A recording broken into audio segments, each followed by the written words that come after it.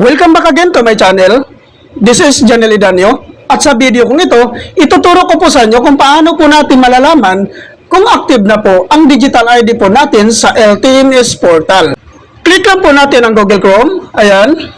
So ngayon po guys, dito po sa search engine po ni Google Chrome, ay click po natin yan. So dito po sa bandang itaas, itatype po natin dito ang LTMS portal. So ayan guys, type natin dyan. LTMS, ayan.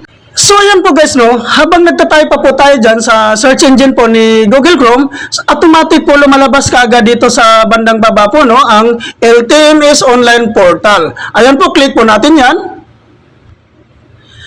So ngayon po guys, andito na po tayo ngayon sa dashboard po mismo ni LTMS portal. So scroll up po natin. So dito, meron po tayong makikita dito, register now or login. So kung kayo po guys ay wala pa po kayo account po sa LTMS portal, so mag-register po muna kayo para po magkakaroon na po kayo ng account po. Dahil napakahalaga po ito sa ating mga drivers po, dahil po ito na po yung patakaran po ni LTO po talaga na kailangan meron po tayong account po sa LTMS portal dahil nandito na po lahat na transaksyon dito. So which is my account na ko, so click lang natin yung login. So, ito po guys, yun nga po, pag may account ka na, so automatic magla-login na lang po, magsa-sign in lang po tayo dito dahil po meron na po tayong email address or meron na po tayong client number at saka password. Importante po kasi guys, may account na po tayo sa LTMS portal, dahil pag once mag-renew na po tayo sa ating mga driver's license, so dito na po tayo kukuha sa exam po ng, CDE Online Validation Exam. So, ngayon po, ay type na lang po natin dyan ang email address po natin para makapag-sign in na po tayo. So, ayan.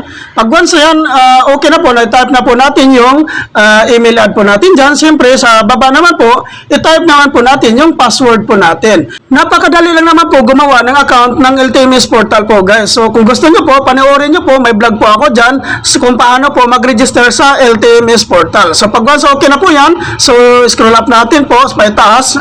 So, ayan. So, click natin sign in. So, ayan po guys, nandito na po tayo ngayon sa account po natin sa LTMS portal. So, ayan po guys, as you can see po, meron na pong check po yung digital ID ko po. So, which is, aalamin po talaga natin guys, kung talaga po bang active na po ba yung digital ID ko po dito sa LTMS portal account ko po. So, ang gagawin lang po natin dito ay kailangan lang po natin i-click po ito ang naka-check po dyan na, digital ID. Ayan, check po natin, click po natin yan.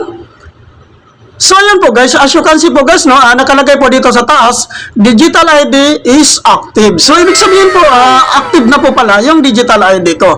So, sana guys, ganun din po sa inyo guys, active na rin po yung mga digital ID nyo po. Kasi po, ito na pong pinaka-importante din po na meron po tayong digital ID po kung sakasakaling mawala man lang po yung mga license po natin. So, ito na po yung second option natin na ipapakita natin na katunayan, meron po tayong driver's license. Sana guys, marami po kayong natutunan dito guys, thank you for watching.